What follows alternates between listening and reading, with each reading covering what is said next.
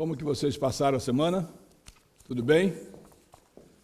Grandes desafios, poucos desafios, muitos desafios, incertezas, certeza, confiança, dúvidas. E aí? Como que foi? Estamos felizes que vocês estão aqui, felizes porque vocês estão aí online. E como eu já disse no início, não importa se você está conectado agora, ao vivo, ou se em outro momento.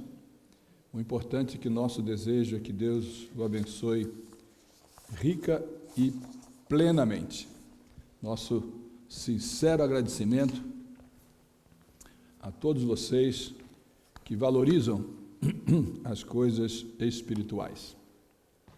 Essa semana tivemos aí um pouquinho de frio, um pouquinho de neve. Me parece que alguém viu pela primeira vez de verdade neve, não é isso? Por aqui? É isso mesmo, David? Você também?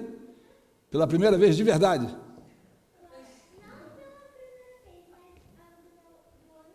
Ah, pela primeira vez desse ano. Ela é esperta, ela é esperta. Essa menina sempre é esperta. A Camila sempre tem uma resposta na ponta da língua e sempre uma boa resposta. Essa menina não é fácil. Bom, hoje eu tenho uma pergunta que é muito fácil de responder, eu acho.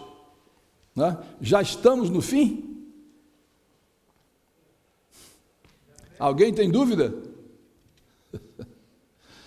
Eu queria convidá-los a abrir a Bíblia no Evangelho de São João, no capítulo 14, e o verso de 1 a 3.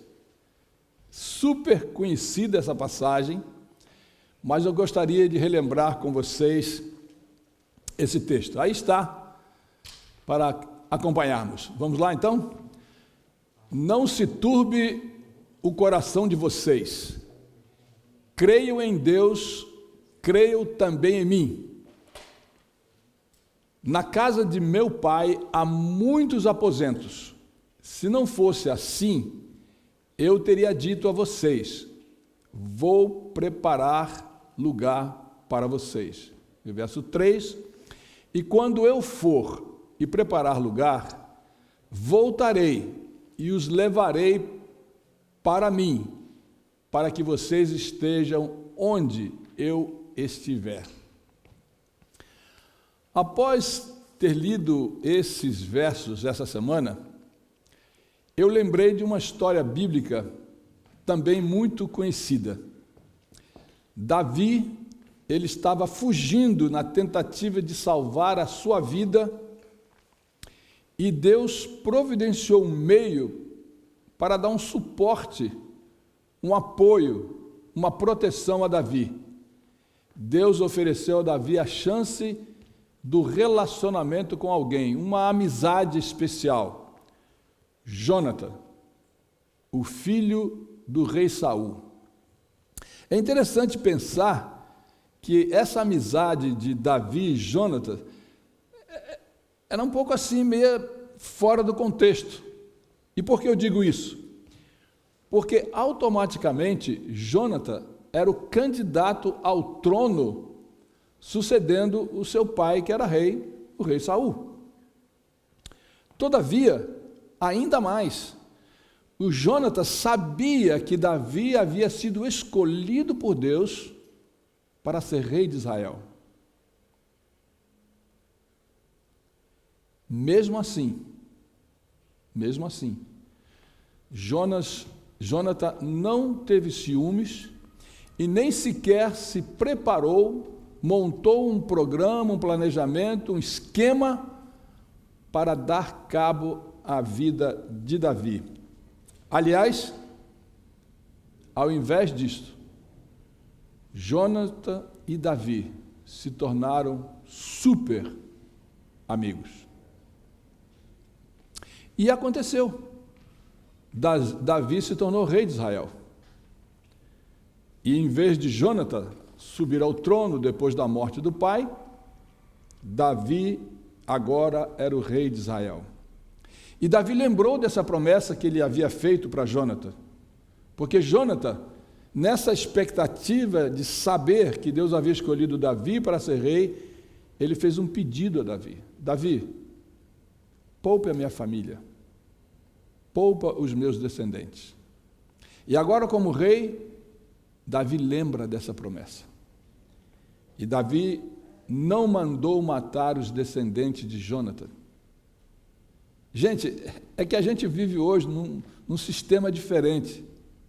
Mas é incrível pensar que Davi cumpriu essa promessa depois que seu amigo havia morrido. Ele não tinha nada a perder. E o costume na época era acabar com todos os descendentes daqueles que possivelmente poderiam ter chance de subir ao trono. Impressionante.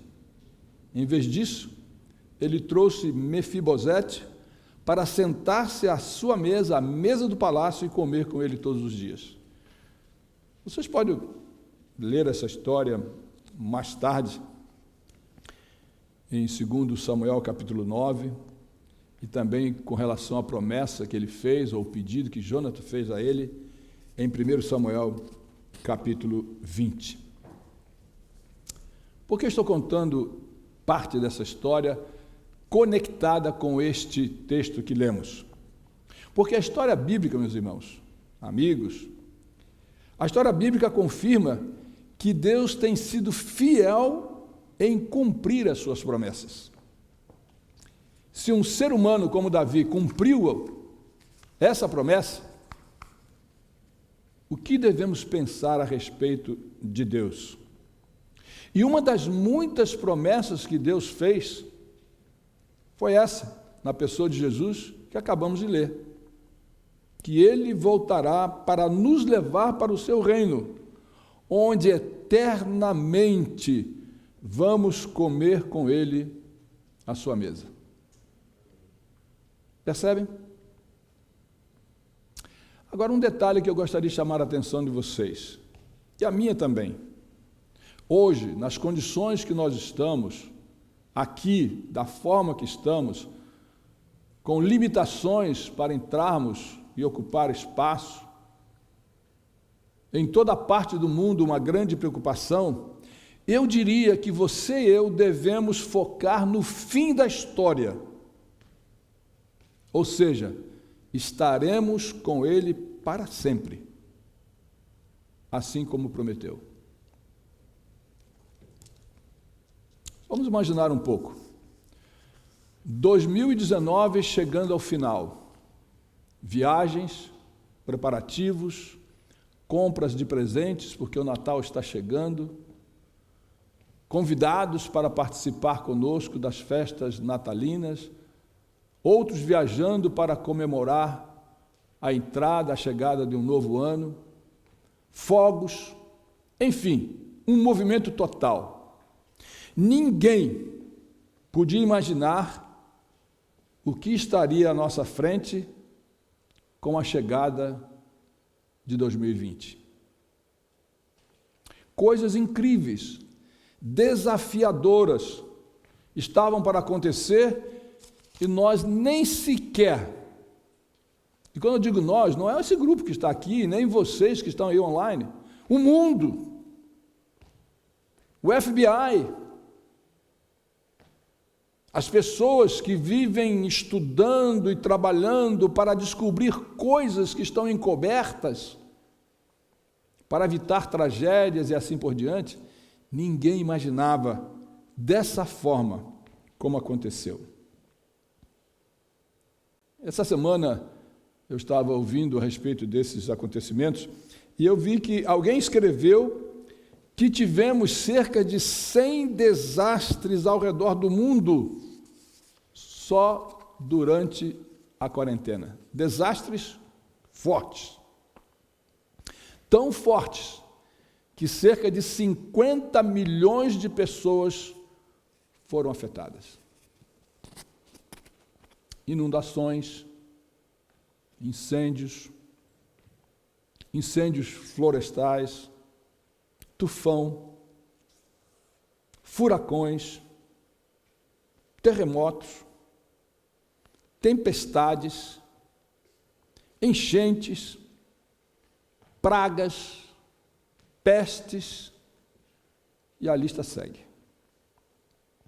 Eu trouxe alguns slides para vocês, que eu gostaria de mostrar nesse momento, e aí está o primeiro deles.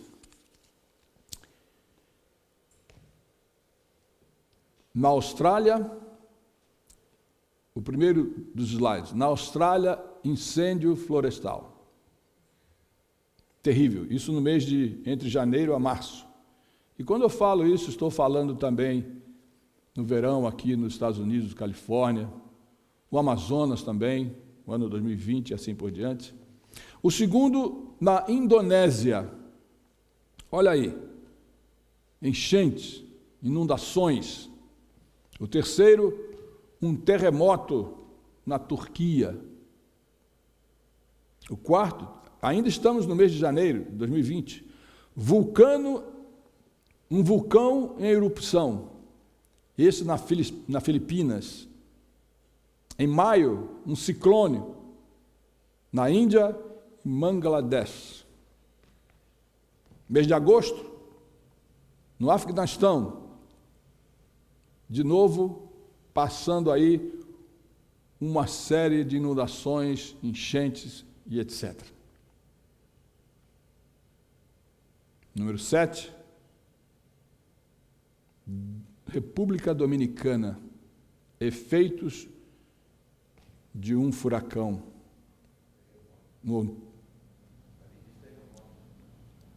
Na República Dominicana, um furacão. Terremoto na Grécia e na Turquia. Aí está. Isso em outubro. Em novembro, furacão na América Central. Novembro, um tufão nas Filipinas. Poderíamos colocar outras imagens que amedrontam, que espantam a todos nós nas condições que estamos. Isso sem falar numa imensidade, milhões e milhões de gafanhotos. Tem um vídeo, não sei se tem condição de dar uma passadinha neles aí, mostrar. Só para relembrar, não sei quantos de vocês viram isso na televisão. Se der para mostrar um pouco desse vídeo, está bem. Se não der também, não há problema. Aí está um pedacinho. Vamos ver aí um pouquinho dessa situação, desse enxame de gafanhotos. E eu descobri uma coisa, que... Pode deixar sem volume, obrigado. Pode deixar sem volume. Eu descobri uma coisa, que esse enxame de gafanhotos que estava aí invadindo vários países, a quantidade deles é tão grande, era tão grande, que em um dia eles eram capazes de comer o suficiente que 350 mil pessoas comeriam. Já pensou nisso? O gafanhoto em si, ele não é mau, ele não transmite doença, não pica você, nada. Mas a devastadora ação na plantação traz preocupação. Pensa bem, em um dia o equivalente à alimentação de 350 mil pessoas. Bom, deixa o gafanhoto para lá. E aí, ouvimos falar também durante o ano e no início do Covid-19. E mesmo quando nós ouvimos falar, não dava para imaginar como seria. Não podíamos imaginar que hoje, fevereiro de 2021, estamos aqui, nas condições de manter distância, usar máscara e assim por diante. Ontem estava publicado, de acordo com os registros oficiais, 105 milhões plus foram infectados. 2 milhões e 300 mais perderam a vida. E perto de nós, algumas pessoas perderam. Tivemos um bom grupo de recuperados, 77 milhões e meio praticamente, isso dados de ontem, está lá ao vivo no site. Irmãos, onde vamos parar? E aí vem a pergunta simples, né? Diante de tudo isso, o que você acha? Já estamos no fim? A resposta é simples, direta e clara. Claro que estamos. Isso aqui está meio esquisito. E se por acaso alguém não concorda comigo, porque há pessoas que não concordam, diz que isso não vai acabar, quem vai acabar é você. Você morreu, tudo bem, mas o mundo continua, porque outros vão nascendo e assim vai. Mas a autoridade bíblica ainda confirma o que nós estamos falando. 1 Pedro, capítulo 4, verso 7. 1 Pedro, capítulo 4, verso 7. Vamos ver se a gente tem esse texto para que vocês e eu possamos acompanhar. Aqui diz assim: o fim de todas as coisas está próximo. Portanto, sejam criteriosos e estejam alertas, dediquem-se à oração. Vocês perceberam que o apóstolo Pedro, essa carta do apóstolo Pedro, a primeira e a segunda carta, elas foram escritas mais ou menos, um pouquinho mais de 60 anos depois da morte de Cristo. Depois de Cristo. E ele usa uma expressão interessante. O fim está próximo. Presta atenção nisso, né? Ele já se preocupava com a fé, com a firmeza, com a dedicação, com a perseverança dos crentes de seus dias. E já estava preocupado com isso. E o apóstolo Pedro, então, vai dando ênfase. E tem alguns textos que eu gostaria de ler com vocês, que está aí em 2 Pedro agora. Segunda carta de Pedro, no capítulo 1, e vamos ler o verso 16 em diante. Veja só, ele diz assim, olha, de fato, não seguimos fábulas engenhosamente inventadas, quando falamos a vocês a respeito do poder e da vinda de nosso Senhor Jesus Cristo. Continuando, ao contrário, olha que autoridade ele fala, é impressionante. Ao contrário, nós fomos testemunhas oculares da sua majestade. Ele recebeu honra e glória da parte de Deus, falando de Jesus. Quando da suprema glória lhe foi dirigida a voz que dizia, ou que disse, este é o meu filho amado de quem me agrado. Verso 18. Nós mesmos ouvimos essa voz vinda dos céus, quando nós estávamos com ele no Monte Santo. 19. Assim temos ainda mais firme a palavra dos profetas, e vocês farão bem se a ela prestarem atenção, como a uma candeia que brilha em lugar escuro, até que o dia clareie, e a estrela da alva nasça no coração de vocês. Antes de mais nada, saibam que nenhuma profecia da Escritura provém da interpretação pessoal, pois jamais a profecia teve origem na vontade humana, mas homens falaram da parte de Deus, impelidos pelo Espírito Santo. Cabe aqui um parêntese. Eu vou até olhar para essa câmera aqui. Você já percebeu que há muitas pessoas, e nós corremos o risco, de acharmos que o nosso achar é que vale? Mas a palavra de Deus que acabamos de ler diz, não, nenhuma dessas profecias são dadas de acordo com a vontade humana, mas diretamente de Deus. É importante ouvir a voz de Deus através da sua palavra e a palavra dos seus profetas. E por falar em profetas, nós precisamos também cuidar quando lemos os conselhos deles. Isso aqui está meio agarrando aqui atrás. Por exemplo, eu imagino que todos nós estamos de acordo de que nós estamos vivendo no tempo do fim. Alguns até estão dizendo, e eu concordo, que nós já estamos vivendo no fim do tempo do fim. Está tudo bem. Não há nenhuma razão para estar preocupado com isso.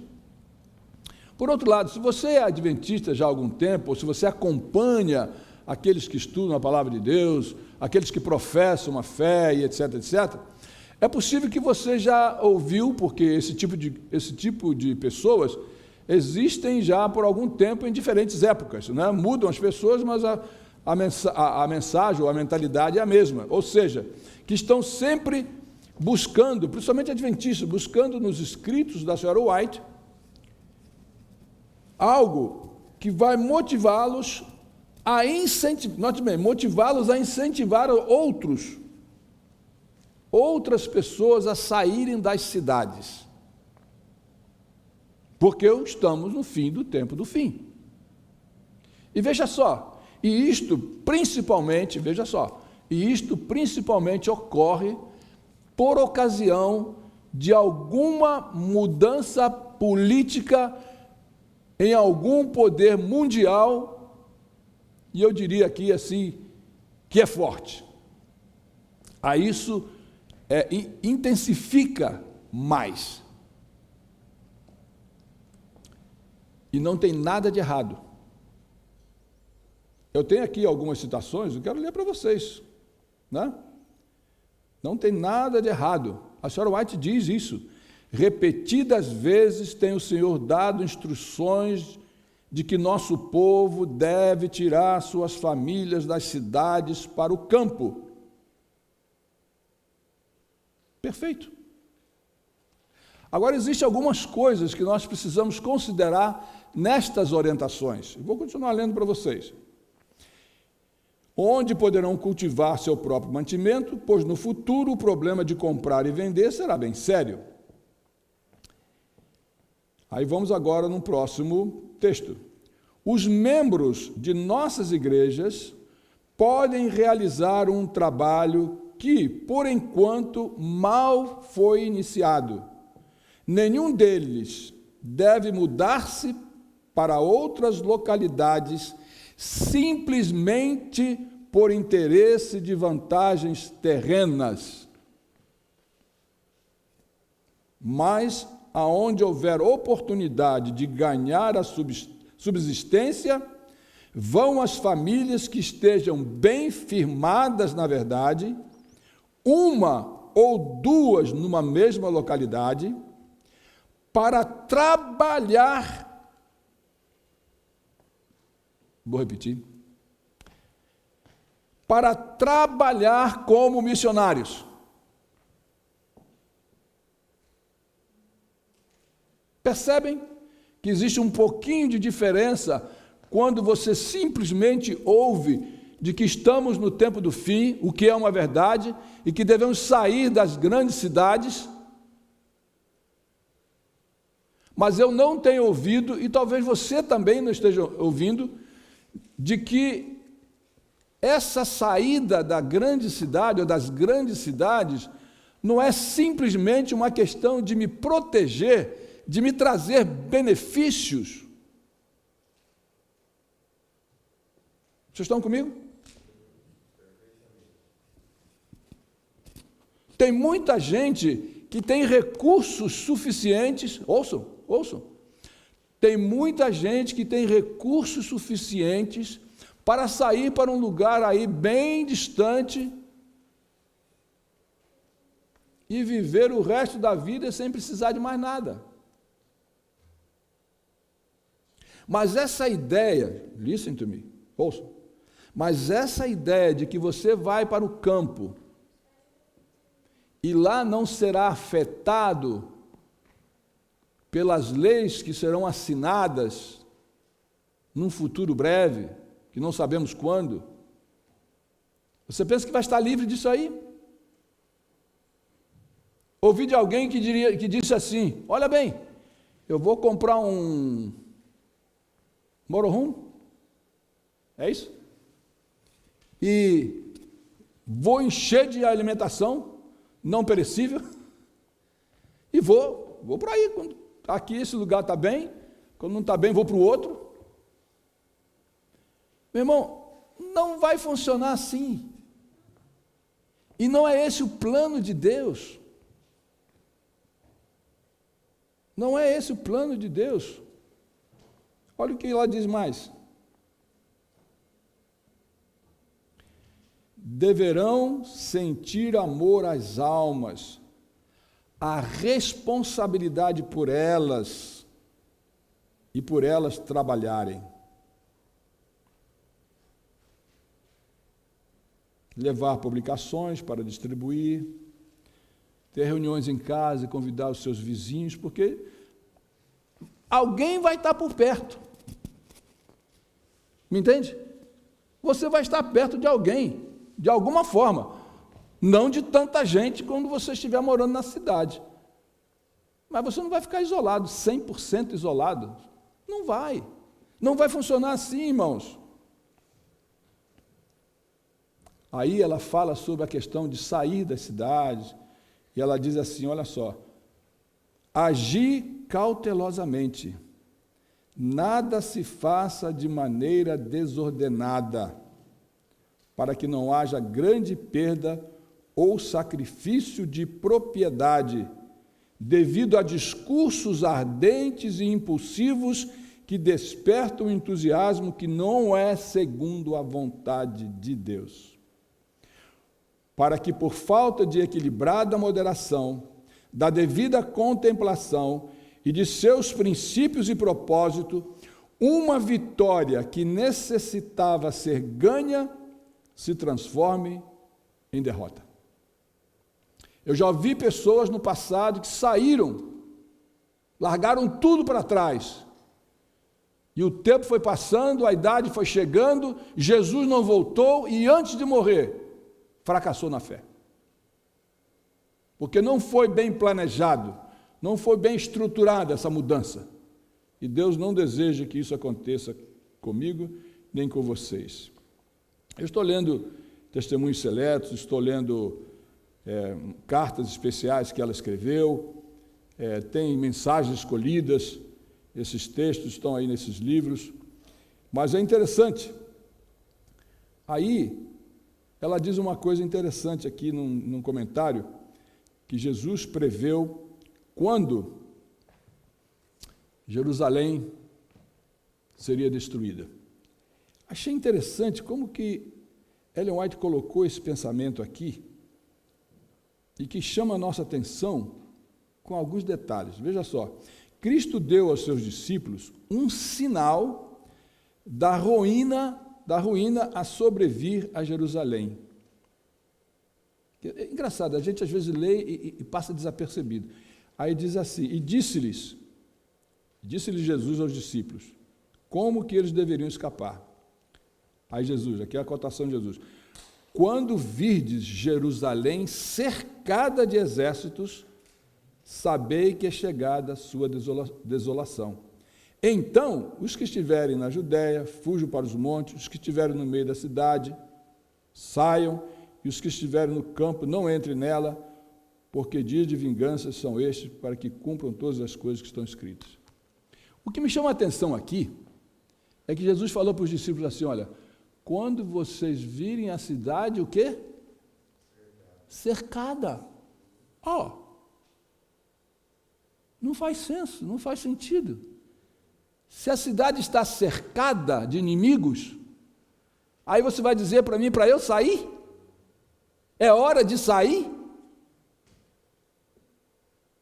Vocês perceberam isso?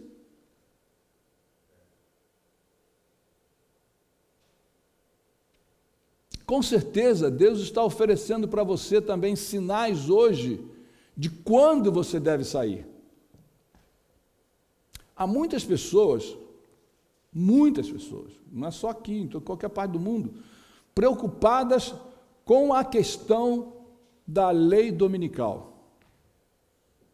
Se você é adventista e estuda um pouco a Bíblia, você pode perfeitamente entender Apocalipse capítulo 13. Não vamos estudar agora, Mas ali fala de dois poderes. Tudo bem. É algo que está previsto na profecia. Nós vimos que a profecia é de confiança, porque vem de Deus.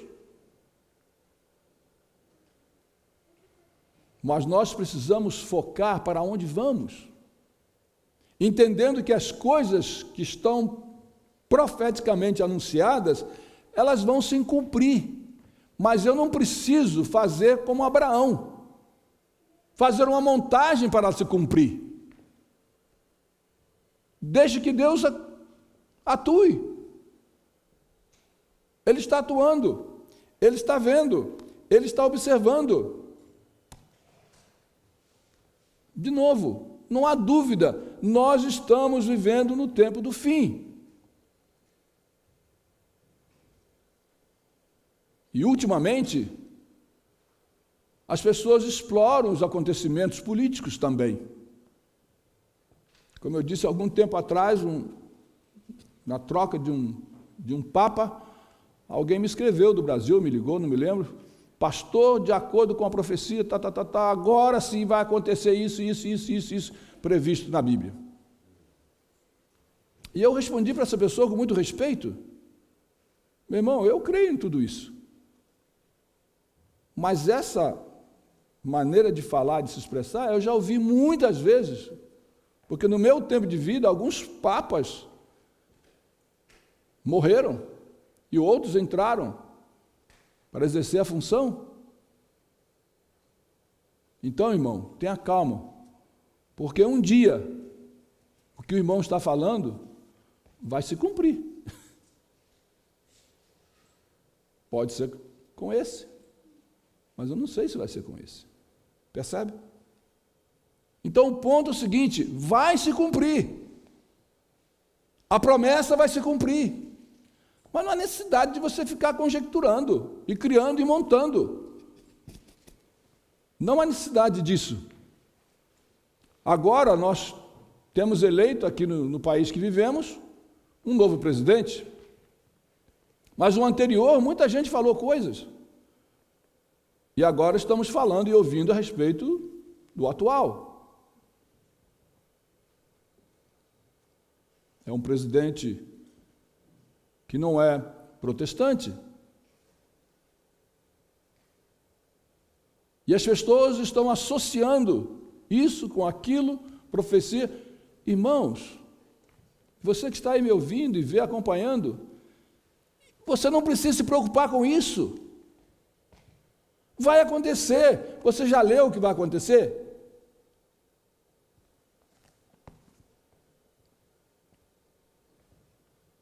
Chegando ao final, vamos ler 1 Pedro 4, verso 7.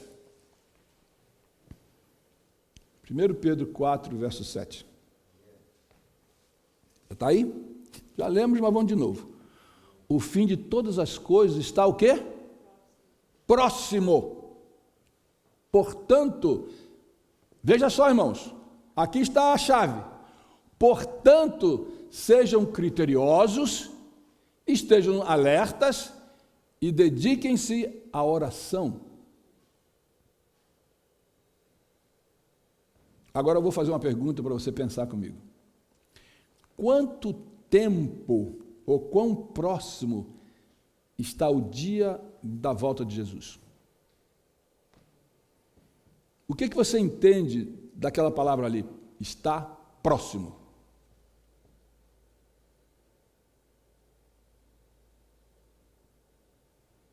Pedro, ele já tinha a expectativa da volta de Jesus nos seus dias, e os demais apóstolos. Gente, você não viveu 1/10 das provações que os apóstolos viveram, experimentaram, e eles estavam com as palavras de Jesus quase que aqui no ouvido, repetindo, e Jesus não veio nos seus dias.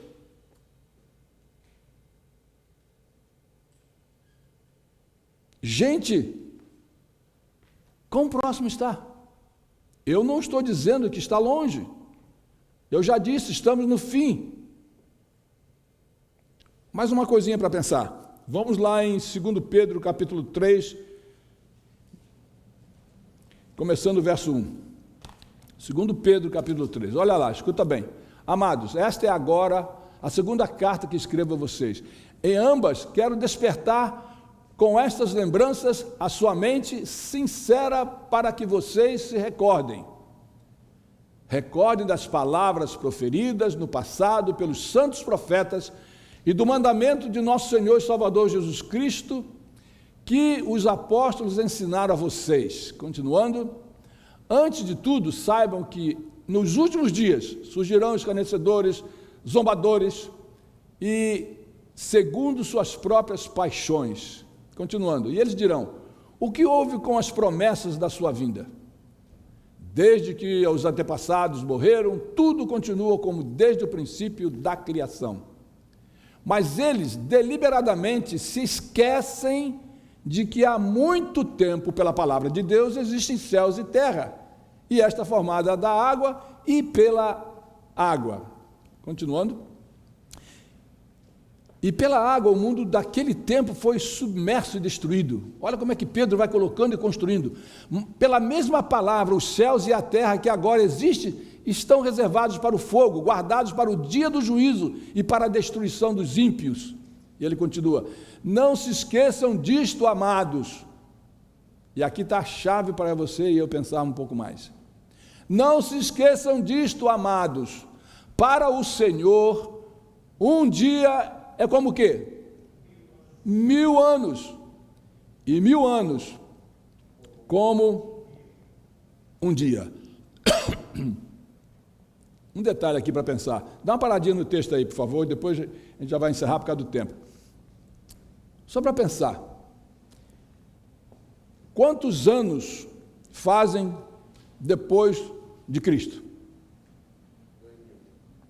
Cerca de quantos anos? 2000 anos, né? Um pouquinho mais.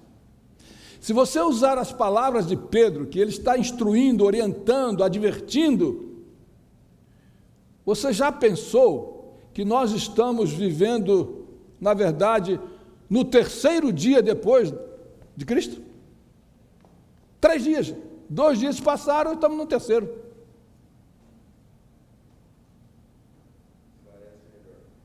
E aí? Você já pensou nisso?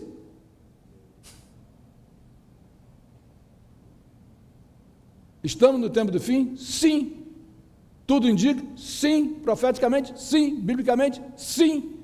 Mas quando será o tempo do fim? Não sei. Não sei. Pode ser no terceiro dia? Que nós estamos vivendo, né? Profeticamente, um dia equivale a 1000 anos e 1000 anos um dia. Estamos no terceiro dia. Vai Jesus voltar no terceiro dia? É possível. Mas essa não é a questão para você e eu ficarmos preocupados. A sua e minha preocupação é se nós estamos ok com Deus. Veja lá, 2 Pedro, ele continua. 2 Pedro, capítulo 3, vamos lá no 3, vamos pular essa parte aí por causa do tempo. 2 Pedro 3, de 11 em diante. 2 Pedro 3. Se toda essa situação está assim, o que eu devo fazer? 2 Pedro, capítulo 3, verso 11, assim, visto que tudo será assim desfeito, que tipo de pessoas é necessário que vocês sejam?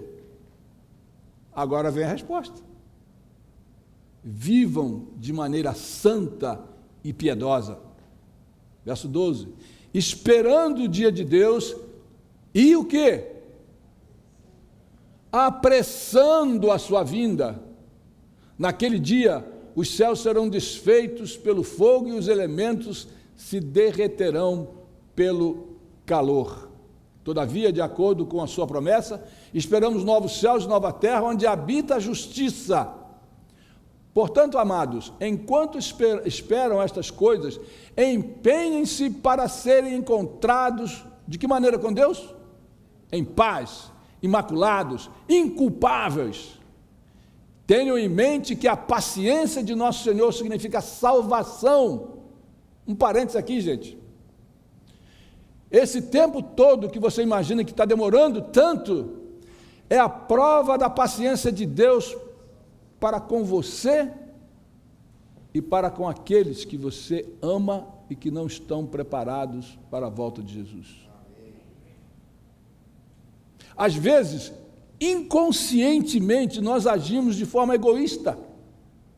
Quantas vezes nós já escrevemos, já falamos, repetimos nas orações: Senhor, volte logo. Senhor, volte logo, não aguento mais. Não está errado. Se existe alguém que deseja voltar logo, é Jesus. Vamos imaginar o quadro humanamente falando. Quando ele pensa nisso, tá bem, agora já chega, está demais, eu vou voltar. Aí ele lembra de um parente seu, que ainda não aceitou a mensagem da salvação. Todavia, lá na cruz, ele deu a vida por essa pessoa. E o profeta Isaías diz que quando Jesus estiver vendo o resultado positivo do sacrifício que ele fez, ele vai se alegrar. E se ele volta agora, onde estará o seu irmão, a sua prima, o seu pai, a sua mãe, o seu filho, a sua filha? Onde estará você e eu? Vocês estão percebendo? Então, essa parte, irmãos, essa parte de apressar, de anunciar, nós precisamos mostrar para as pessoas de que a justiça de Deus, ela está aí, encaixada com a misericórdia dele ao mesmo tempo. Parece que a misericórdia de Deus está travando o último ato. Você já pensou nisso?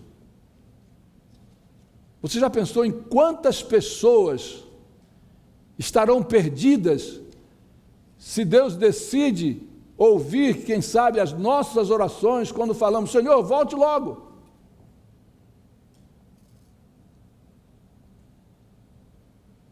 Aí no verso mais adiante, Pedro também diz assim: olha, Deus não quer que ninguém se perca, mas que venham a se arrepender. E para essa missão, Deus conta com uma igreja, com um movimento, Deus conta com você. Deus não quer ver você virar as costas para aqueles por quem Jesus morreu, para simplesmente se defender e ficar numa boa. Não, eu estou livre da perseguição. Não, irmãos. Deus quer que você o represente nesse momento difícil. Mesmo que sua vida esteja em jogo, Deus precisa de representantes fiéis. E não preocupados de quem vai assinar esse ou aquele decreto. O decreto vai vir. Com você aqui, com você já morto, com eu morto. Um dia, em um momento, vai acontecer. Mas hoje, a pregação do Evangelho é fundamental para poder enriquecer o reino de Deus com pessoas que estão ao nosso redor, com pessoas que são nossos parentes e que não disseram sim para Deus ainda.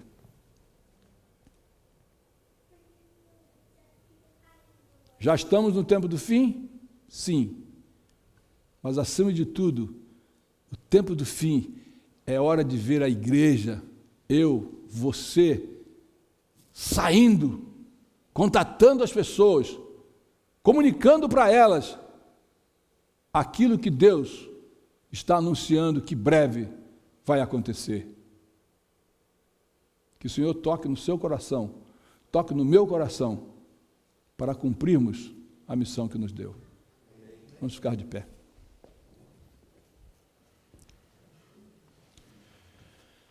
Deus nosso Pai, estamos agradecidos porque temos uma promessa feita por ti, e, portanto, podemos confiar.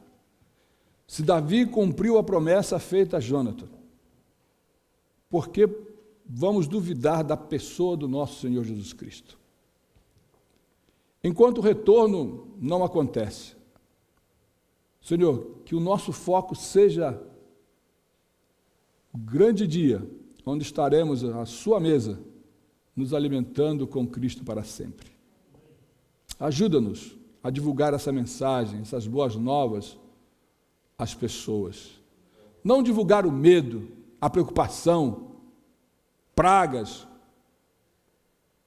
perseguição. Não, Senhor.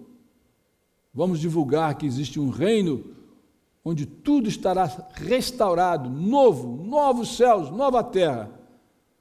Senhor, fortifica a nossa fé e mantenha, Senhor, em nós o desejo de estar contigo e levar conosco outros que nós amamos e conhecemos. Fazemos esse pedido em nome de Jesus. Amém.